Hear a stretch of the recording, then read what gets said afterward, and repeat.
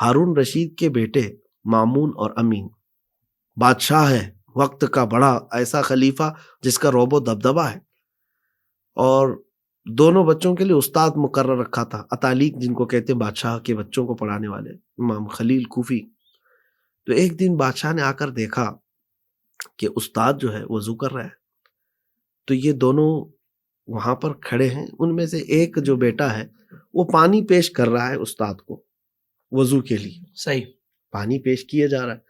بادشاہ کا بیٹا کسی مولوی کی خدمت کرنے لگ جائے، بادشاہ کا بیٹا، یہاں کوئی سیٹ آدمی دیکھ لے کہ مولانا کی خدمت کر رہا ہے تو اس کو برا لگنے لگ جائے ایسا ہی، کہ تو اس کے لیے پیدا ہوا ہے، تو کس گھر کا ہے، تو کس کی خدمت کر رہا ہے، یہ سارے معاملات آتے۔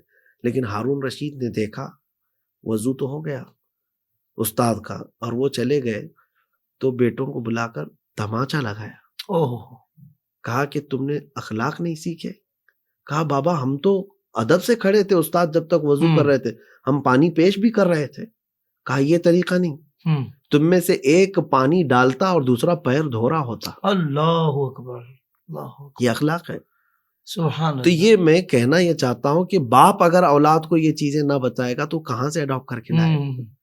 گھروں پہ مہمان آتے ہیں، بچوں کو کون سکھائے گا کہ ان سے ملاقات کیسے کی جائے، ان کو اندر کیسے بلایا جائے، ان کے ساتھ بیٹھنے کے طریقے کیا ہیں؟ ورنہ کئی گھروں پر ہم گئے ہوئے ہیں، دیکھا ہے، آپ تو بیٹھے ہوں گے کئی جگہ، بچے ناچ رہے ہوتے ہیں، کبھی تو کندھے پر آ گئے، کبھی سر پہ آ گئے، کبھی ادھر آ گئے۔ بالکل، تو یہ ان جگہوں پر ہے جہاں ماں باپ نے ان کو توجہ ہی نہیں کیا۔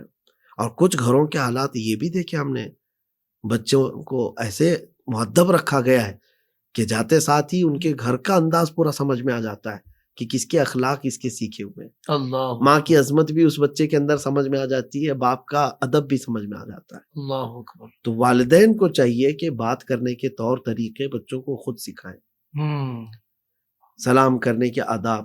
بلکہ آپ کو میں ایک بات یہ بھی بتا دوں، بزرگوں کا یہ طریقہ ہوتا، گھر میں ہوتے کوئی سائل آتا، فقیر آتا مانگنے کے لیے، آپ کے پاس پیسے ہیں، آپ کے پاس رقم ہے، آپ فقیر کو دے دیں، یہی تو اسلامی حکم بھی ہے کہ خیرات کریں۔ لیکن بزرگوں نے فرمایا اولاد ہے تو اولاد کے ہاتھ میں دو، اور وہ جا کر کے فقیر کو دے۔ یہ کس لیے کہا کہ دینے کا اسلوب جو ہے ابھی سے منتقل ہوتا چلا جائے، سبحان اللہ، سبحان اللہ، کیا بات ہے۔ خیرات کا طور طریقہ اس کے اندر ابھی سے آنے لگ جائے۔ ورنہ ہم نے دیکھا ہے باپ تو بڑا خیرات کرنے والا تھا لیکن اولاد نہیں دیتی ہے، اس کی وجہ یہ ہے کہ باپ نے ان کے ہاتھوں سے نہیں کروایا خیرات کبھی۔ تو یہ منتقل ہوتے ہیں اخلاق، ہر چیز نقل ہوتی ہے۔ سبحان اللہ۔ تو اولاد کو تربیت دینے کا سب سے بہترین مدرسہ اس کا خود کا گھر ہے۔